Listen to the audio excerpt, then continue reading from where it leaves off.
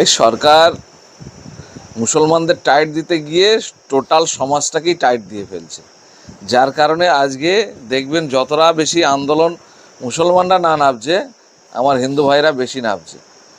সরকারের এটা বোঝা উচিত ছিল যে গরু কারা পালন করে, গরুর থেকে কারা উপকৃত হয়, সমাজের কোন অংশের কতটা অংশ, শুধু কোন অংশ নয় কতটা অংশ প্রভাবিত হবে, এইটা ওনাদের বোঝা উচিত ছিল। ওনারা ভেবেছিলেন যে এই ধর্মপ্রাণ মুসলমান, এদের গরু কুরবানি না দিতে পারলে এরা আঘাত পাবে, ব্যথা পাবে, যন্ত্রণা পাবে। এই যন্ত্রণা দিতে গিয়ে ওরা উল্টো রিভার্স হয়ে গেল। যার কারণে আমি বলবো শুভেন্দুবাবু বলি আর শুভেন্দুবাবুকে যারা পরিচালনা করছেন সেই দল বলি, তাদের বোঝা উচিত ছিল এই সমাজের যে একটা বড় অংশের মানুষের মধ্যে এর একটা অর্থনৈতিক ইফেক্ট হবে, এটা ওদের বোঝা উচিত ছিল। আজকে যারা গরু পালন করে, যারা গরুর থেকে বিভিন্ন রকমভাবে উপার্জন করে, তারা আজকে রাস্তায় বসে কান্নাকাটি করছে। কেউ বলছে আত্মহত্যা করব, কেউ বলছে গলায় দড়ি দেবো, কেউ বলছে আমার ছেলের পড়াশোনা বন্ধ হয়ে যাবে, কেউ বলছে আমার সংসার চলবে না, কেউ বলছে আমার লোনের টাকা মেটাতে পারবো না। তাহলে এই যে একটা সার্বিক একটা চেন সিস্টেম আছে, এই গরু পালন, গরু ব্যবসা এবং এই ঈদ, এর মধ্যে একটা গভীর যোগসূত্র আছে। এবং মুসলমানরা যে গরু এই কোরবানি দেয়, এতে করে মানে টোটাল সমাজ উপকৃত হয় এবং একটা বড় অংশের যারা গরু পালনকারী তারা এখান থেকে হাজার হাজার লক্ষ লক্ষ টাকা তারা পায়, তাদের ব্যবসা বাণিজ্য ভালোভাবে চলে এবং তাদের সংসার চলে এবং তারা অর্থনৈতিকভাবে স্বাবলম্বী হয়। সেইটাকে হিসাব মতো এই সরকার ক্ষতি করে দিল। আইনটা অনেক আগে তৈরি হয়েছে, কিন্তু কোনো রাজনৈতিক দল বা কোনো সরকার এই আইনকে এত কঠোরভাবে বলবৎ করেনি, যার কারণে এই ঘটনা ঘটছে। এটা অনভিপ্রেত এবং এটা কোনোভাবেই আমি বলবো না আইনটাকে মানা উচিত, কিন্তু আইনটির শিথিলতারও প্রয়োজন আছে মানুষের স্বার্থে। রাজনীতি তো মানুষকে বাদ দিয়ে নয়, মানুষের জন্য রাজনীতি, রাজনীতির জন্য মানুষ নয়। এটা ভাবা উচিত যারা সরকার চালাচ্ছে, এইটুকুনই বলবো। না, সরকার তো সাধারণ মানুষের ভোটে সরকার নির্বাচিত হয়েছে, তাহলে সাধারণ মানুষ যখন বিপদে পড়ছে বা সমস্যায় পড়ছে, তাহলে অন্তত এই বছরের জন্যে সে পশুপালনকারী, সে হিন্দু না মুসলমান, আমি সে প্রশ্ন যাচ্ছি না, তাহলে এই সাধারণ মানুষের যাতে সুবিধা হয়, যারা পশুপালনকারীরা বেঁচে যায়, এই অর্থে এই বছরটা অন্তত শিথিল করা উচিত ছিল নাকি? আমি এই বছরের পক্ষপাতী নাই, এর একটা সার্বিক সমাধান আমরা মনে করছি যে এর একটা যে কোনো একটা সার্বিক সমাধান প্রয়োজন আছে। দেখেন, এখানকার যারা হিন্দু ভাইয়েরা যারা আছে, তারা যেমন এটা প্রতিপালন করে উপার্জন করছে, মুসলমানরাও অনেকে প্রতিপালন করে উপার্জন করছে। আর আমার যারা মুসলমান ধর্ম অবলম্বী যারা আছেন, আমি তাদের কাছে বলবো আপনারা উত্তেজিত হবেন না, এটা নিয়ে আপনারা বেশি লাফালাফিতেও যাবেন না। কারণ কোথাও লেখা নেই যে গরু কুরবানি না দিলে সে মুসলমান থাকতে পারবে না। কোরবানি অন্য কিছু করতে পারবেন, অসুবিধে কী আছে? বা কোরবানি আপনি কোরবানি করলেনই না, গরু খেলেনই না, কী আছে? দেশের আইনকে সম্মান জানান এবং দেশের আইনের মর্যাদা দিয়ে আপনারা সেটাকে নিজেরা পালন করার চেষ্টা করুন। সরকারের বিরুদ্ধে যাওয়ার চেষ্টা করবেন না, এটা আমাদের কথা। এবং সরকার যদি এর ভালো খারাপ দিক বিবেচনা করে পুনরায় কোনো নীতি নির্ধারণের জায়গায় আসে, তখন আবার ভাবা যাবে। সরকারের বিরোধিতা করা, আইনের বিরোধিতা করা মানে হচ্ছে দেশের বিরোধিতা করা, এবং আমরা চাই না কেউ দেশের আইন, রাজ্যের আইন লঙ্ঘন করুক। এই যে সার্বিক পরিস্থিতি হয়েছে, বিভিন্ন জায়গায় আন্দোলন হচ্ছে, প্রতিবাদ হচ্ছে, লিখিত ডেপুটেশন হচ্ছে, এর ভিত্তিতে সরকার যদি বিবেচনা করে যে একটা বৃহৎ অংশের মানুষ ইফেক্টেড হচ্ছে, ক্ষতিগ্রস্ত হচ্ছে, তাহলে সরকার নিশ্চয়ই বিবেচনা করবে, বিবেচনা করা উচিত আমি মনে করি।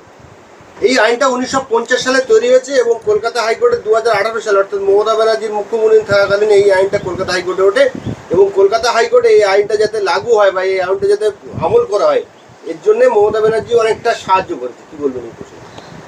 দেখেন, উনি তো এই পর্যন্ত জনবিরোধী অনেক নীতি সমর্থন করেছেন এবং রূপায়িত করার জন্য চেষ্টা করেছেন। আমি একটা কথা বলতে চাই, এই যে এতদিন ধরে যত সংখ্যালঘু সম্প্রদায়ের এমএলএ, মন্ত্রী, এমপি যারা ছিল, তারা কোনোদিন এই বিষয়টা নিয়ে মাথা ঘামায়নি কেন? আমি এটাই বুঝতে পারছি না যে সব কিছুই কি শুধু রাজনীতি করার জন্য, নিজের কোনো চিন্তা ভাবনা, সমাজ সম্পর্কে কোনো আলাদা কোনো থাকবে না, নিজের কম সম্পর্কে চিন্তা ভাবনা থাকবে না, আমি একটা সমাজের প্রতিনিধি, সেই সমাজের মানুষের কোনো ক্ষতির কারক বা কোনো রকম অসুবিধাকর কোনো জিনিস তৈরি হয়ে আছে সেটা নিয়ে তোলা, কথা বলা, এইসব আজ পর্যন্ত কাউকে দেখলাম না। শুধু পার্টির গোলামি করার জন্য এরা রাজনীতি করে এবং নিজের আখের নিজের স্বার্থসিদ্ধির জন্য এখন আমরা দেখতে পাচ্ছি রাজনীতি করছে। এবং এখানে শুধু মমতা ব্যানার্জির দোষ দিয়ে আমি করবোটা কি? মমতা ব্যানার্জি তো বিজেপির এজেন্ডাকে বাস্তবায়িত করার জন্য আজকে তার ফল তাকে ভুগতে হচ্ছে। এবং এই পশ্চিমবঙ্গে বিজেপিকে তিনি খুব লালন পালন করে বড় করে এখানে ক্ষমতা হাতে তুলে দিয়েছেন একদম পরিষ্কারভাবে, সেটাই বলতে পারি। এবং ফলতার নির্বাচন তার অন্যতম উদাহরণ। এখন ওখানকার যে প্রার্থী ছিল তাকে দিয়ে অলরেডি স্যারেন্ডার করিয়ে নিয়েছে যে আমরা এই নির্বাচনে প্রতিদ্বন্দ্বিতা করছি না। তাহলে এটা থেকে কি প্রমাণিত হয়? এটা থেকে কী প্রমাণিত? একটা প্রার্থী ভোটে দাঁড়িয়ে এতদিন যিনি মানে দলটাকে সরকারে থেকে পরিচালনা করেছে, তারা আজকে একটা নির্বাচনে প্রতিদ্বন্দ্বিতা করতে চাইছে না। তাহলে এরা কি কি স্বার্থে রাজনীতির ময়দানে আছে, কি জন্য রাজনীতির ময়দানে আছে? আমি তো সেটা বুঝতে পারছি না। দেখেন, মমতা ব্যানার্জি সবসময় মুখ আর মুখোশ দুটো নিয়ে চলেছে।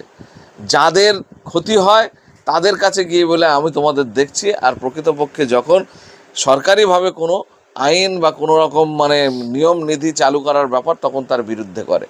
আমরা দেখেছি সেন্ট্রাল গভর্নমেন্টের যতগুলো আইন, জনবিরোধী আইন রূপায়িত করার সরকার চেষ্টা করেছে, সেটার বিরুদ্ধে সাধারণ মানুষ যখন রাস্তায় নেমে প্রতিবাদ আন্দোলন সংগঠিত করতে চেয়েছে, সেখানে কিন্তু এই সরকার বাধা দিয়ে, এই সরকার নয়, ইতিপূর্বে যে সরকার ছিল মমতা ব্যানার্জির সরকার, তারা তাকে বাধা দিয়ে সাধারণ মানুষকে দমন পীড়ন কেস দিয়ে সেই আন্দোলনকে দমন করেছে, বন্ধ করেছে। আর বন্ধ হওয়ার পরে সেই আইনটাকে উনি ঠান্ডা মাথায় এখানে নিয়োগ করা বা প্রয়োগ করার ক্ষেত্রে সহযোগিতা করেছেন। এই কাজ তো আমরা কন্টিনিউয়াসলি দেখে আসছি। সুতরাং এটা ওনার কাছে খুবই একটা মানে সাধারণ ব্যাপার আমার মনে হয়। আমাদের কাছে একটা আশ্চর্য মনে হচ্ছে যে উনি এটাকে লাগু করার জন্য চেষ্টা করেছিল একটা টাইমে, বা এটাকে বাস্তবায়িত করার জন্য চেষ্টা করেছিল। কিন্তু এটা এখন উনি হয়তো কি বলছেন না বলছেন এখনও তো আমরা কোনো বিবৃতিই পাচ্ছি না।